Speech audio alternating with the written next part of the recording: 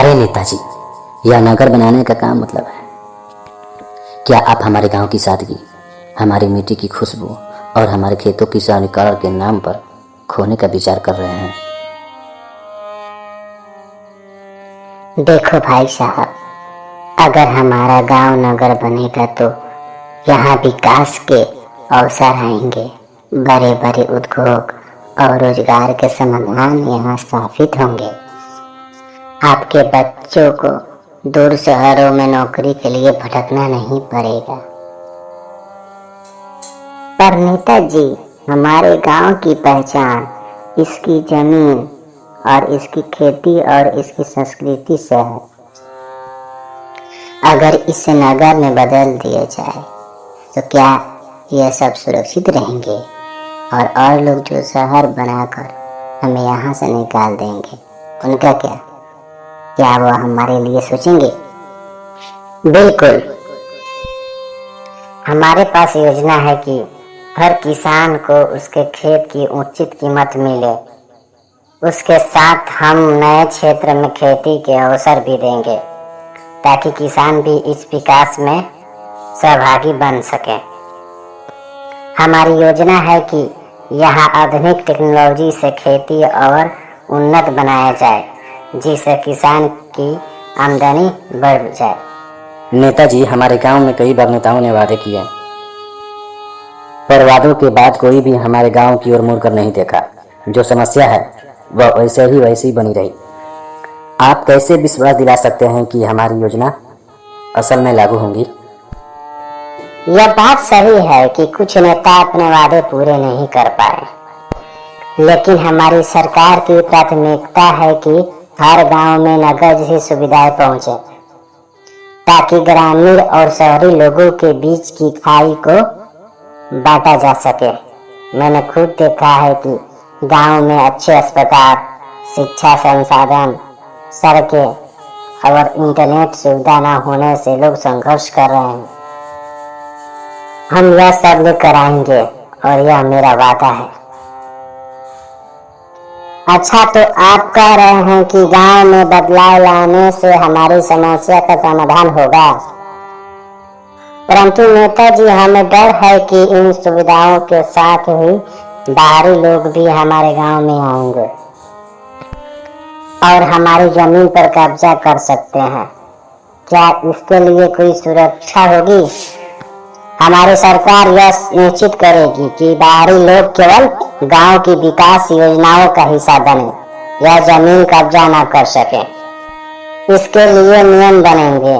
हम हर गांव के लिए एक विकास कमेटी बनाएंगे जिसमें गांव के लोग को ही शामिल होंगे, ताकि कोई बाहरी व्यक्ति ग्रामीण संसाधनों का दुरुपयोग न कर सके। नेताजी, जब गांव को नगर में बदल दिया जाएगा तो क्या यहाँ के बच्चे अपने पारंपरिक मूल्य और संस्कृति से दूर हो जाएंगे? आजकल के शहरीकरण में लोग अपने रीति रिवाज भूलते जा रहे हैं। हम नहीं चाहते हैं कि हमारे बच्चे अपनी पहचान खो दें। देखिए, यह जायज चिंता है। हमारी योजना केवल इमारतें और भूख लाने की नहीं है, बल्कि हम चाहते हैं कि गांव की संस्कृति भी समृद्ध हो।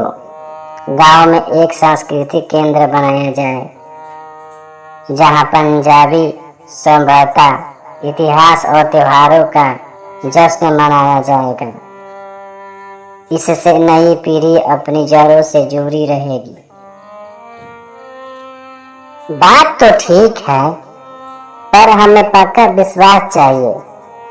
हमारे पास जमीन है, हमारी रोजी रोटी इन्हीं से चलती है। हम नहीं चाहते हैं कि इन योजनाओं के तहत हमें हमारी जमीन से बेदखल कर दिया जाए। क्या हमारी जमीन सुरक्षित रहेगी? बिल्कुल सुरक्षित रहेगी। हमारी सरकार गांव के हर नागरिकों के हितों का ध्यान रखेगी। गांव की जमीन के मालिकों को उचित मुआवजा दिया जाएगा और अगर किसी की जमीन पर विकास के लिए निर्माण होता है तो उसे प्राथमिकता दी जाएगी, वह भी उस योजना का हिस्सेदार बने। पर क्या आप यह सुनिश्चित कर सकते हैं कि रोजगार के अवसर जो आप यहाँ लाने की बात कर रहे हैं वह हमारे गांव के युवाओं के लिए होंगे। हमें नहीं चाहिए कि बाहरी लोग आए और हमारे गांव की नौकरियों पर कब्जा कर लें। भाई साहब, आपकी बात समझ में आती है। हम इस विकास को स्थानीय युवाओं के लिए अवसरों में बदलना चाहते हैं। इसीलिए नए उद्योग में 70% से अधिक नौकरियां गांव के युवाओं को देने की योजना है।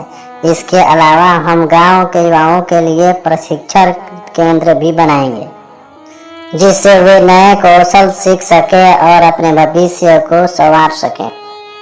नेताजी, आपसे बात करके अच्छा लगा, पर एक आखिरी सवाल है। हमारे गांव में पर्यावरण बहुत साफ है। यहाँ की हरियाली और शुद्ध वातावरण हमें हमेशा प्रिय रहा है। अगर यहाँ बड़े पैमाने पर विकास होगा तो क्या यह सब खत्म नहीं हो जाएगा? यह भी एक महत्वपूर्ण चिंता है। हम हरित गांव योजना के तहत हर गांव में 30% से अधिक क्षेत्र में पेड़ लगाएंगे और पर्यावरण संरक्षण के नियमों का पालन करेंगे। हमारी कोशिश होगी कि विकास के साथ साथ यहाँ वातावरण भी सुरक्षित रहे, ताकि हमारे गांव में प्राकृतिक सौंदर्य बना रहे। अच्छा, यह सुनकर हमें संतोष हुआ कि आप हमारे गांव की पहचान और भलाई दोनों का ध्यान रख रहे हैं।